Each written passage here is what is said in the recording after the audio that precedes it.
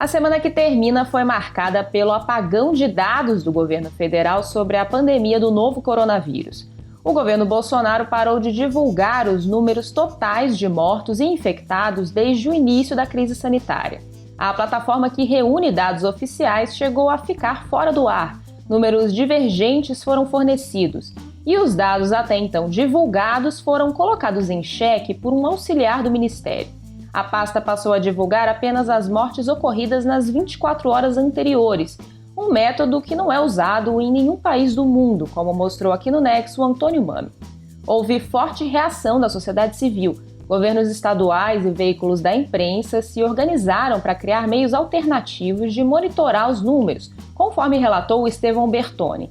Uma decisão do ministro do Supremo Tribunal Federal, Alexandre de Moraes, obrigou o governo a voltar a publicar os dados consolidados dias depois.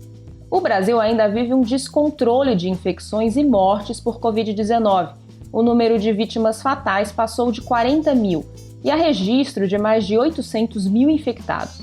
Apesar do cenário preocupante, algumas das maiores cidades do Brasil reabriram o comércio não essencial. Em São Paulo e Rio de Janeiro, lojas de rua e shoppings passaram a funcionar com restrições de horário e exigência de máscaras. O podcast Durma com Essa explicou por que especialistas em saúde pública condenam a reabertura no atual estágio da pandemia.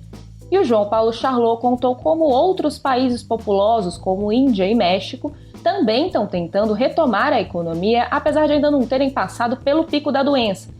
Essa decisão contraria o que foi feito em lugares onde hoje se considera que a pandemia está controlada. No Rio de Janeiro, a Assembleia Legislativa votou quase por unanimidade para abrir um processo de impeachment do governador Wilson Witzel.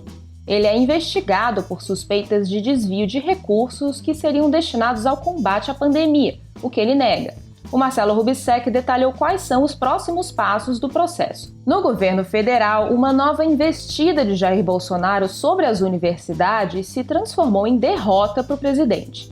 Uma medida provisória deu ao Ministério da Educação de Abraham Weintraub poder absoluto na nomeação de reitores durante a pandemia. É a segunda vez que uma iniciativa do governo ameaça a autonomia das instituições, como mostrou aqui no Nexo Guilherme Henrique. Dias depois, a medida provisória perdeu efeito ao ser devolvida ao Executivo pelo presidente do Congresso, Davi Alcolumbre. Ele considerou a mudança inconstitucional. A devolução integral de uma MP é uma atitude extrema, que só aconteceu outras 3 vezes na democracia brasileira. A afronta acontece na mesma semana em que Bolsonaro fez uma aproximação ao Centrão. Isso após ser eleito com uma campanha que rechaçou negociações do tipo, que sempre chamou de toma lá da cá. Bolsonaro recriou o Ministério das Comunicações e deu a pasta ao deputado do PSD, Fábio Faria.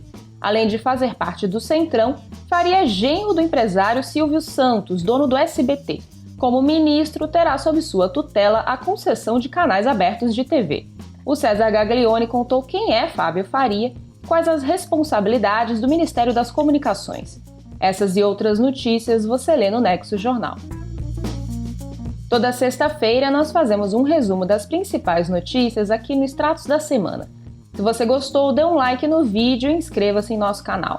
E assine o Nexo Jornal.